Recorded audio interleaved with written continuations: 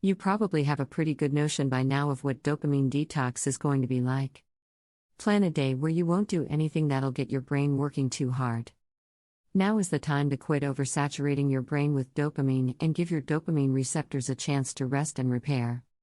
However, if you find yourself in the grips of a drug addiction, it is imperative that you get professional assistance immediately. Since you have likely developed a physiological and psychological need on the substance, also, I'd hate for you to go through severe withdrawal. To the detox process we return. For 24 hours, you'll actively seek out ways to be as miserable as possible. You've decided not to use your electronic devices, including the internet and your phone. You are not permitted to engage in musical entertainment, masturbatory behavior, or the consumption of processed foods. For the duration of the day, you're going to deny yourself any and all external sources of enjoyment. It's time to accept ennui as a new friend, and I can promise you, there will be a lot of boredom. Still, you're free to do the following: get outside and take a stroll. Just sit quietly and think things over in your head, think about where you've been and where you want to go. Take notes on any inspirations you may have, not digitally, as on a screen or mobile device, but traditionally, like on paper. It's possible that this whole discussion is making you feel really heated. However, being capable of taking extreme action is essential if you want to achieve drastic outcomes quickly. You may be wondering why on earth this would be useful at this point. Put it this way, so you've been going to the greatest restaurant in town for every meal. This led to your formerly exceptional dinners becoming the standard. You would probably turn down a dish of white rice if someone gave it to you. It would not have the same quality as a dinner you would have at a restaurant. A dish of plain rice may not seem so horrible if you suddenly found yourself stuck on a lonely island and you were famished. The dopamine detox aids in this process. It robs you of the enjoyment you normally have, making you crave things that don't provide as much satisfaction. To put it plainly, the reason why dopamine detox is effective is because you get so bored that doing mundane tasks really becomes enjoyable. To avoid this drastic measure of depriving oneself of any pleasure, you might instead undergo a milder kind of dopamine detox. If you want to increase your happiness, try giving up one of your high dopamine behaviors entirely for one day a week. That action, whatever it may be, is unacceptable. Perhaps you waste a lot of time mindlessly checking your phone, playing computer games, watching too much television at once, eating too much junk food, and/or seeing pornographic content online, and from now on, you will refrain from doing it for a whole day once a week. You're free to engage in other activities, but whichever one you select will not be permitted. It's intended that you feel bored, and that's okay. You need to let your brain's dopamine receptors rest and rejuvenate after being exposed to an abnormally high concentration of the neurotransmitter. And that day's ennui will drive you to seek out other activities. Tasks that you may otherwise put off since they don't provide you the same rush when completed. And since you're bored, carrying things out is less of a challenge. Dopamine-rich activities should be avoided on occasion. However, it's best to cut back on, or eliminate, these actions as much as possible.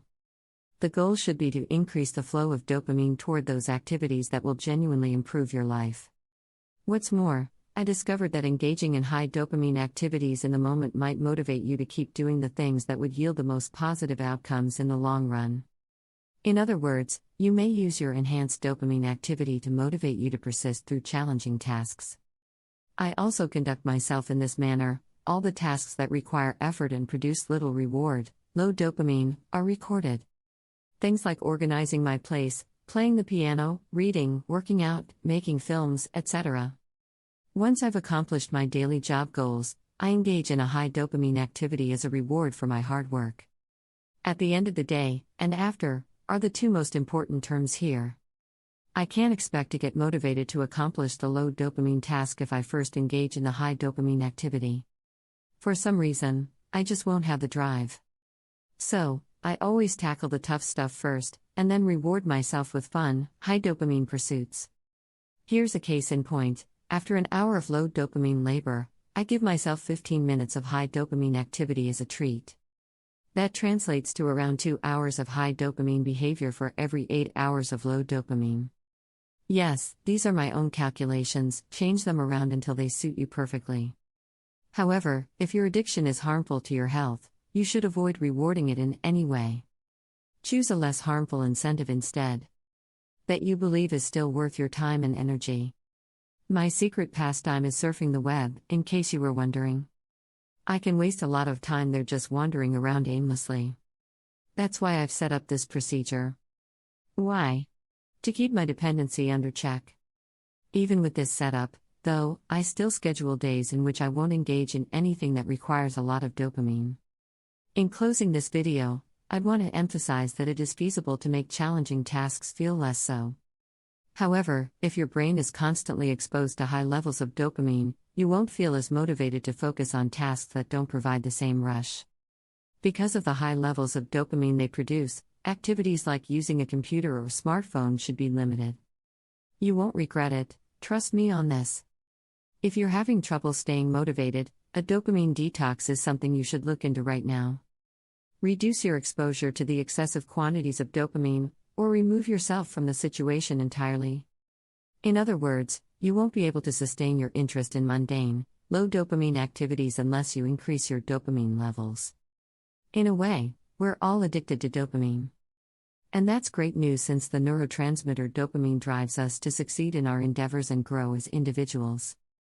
However, it is ultimately up to you to determine the source of your dopamine. Will it come from sources that offer no advantages to you? Or are you planning on getting it by pursuing some distant ambition? You get to decide. Kindly press the like button if you appreciated the video. I appreciate you taking the time to watch the mental hacks I use to enjoy challenging tasks, and I do hope that this video made you feel better about yourself.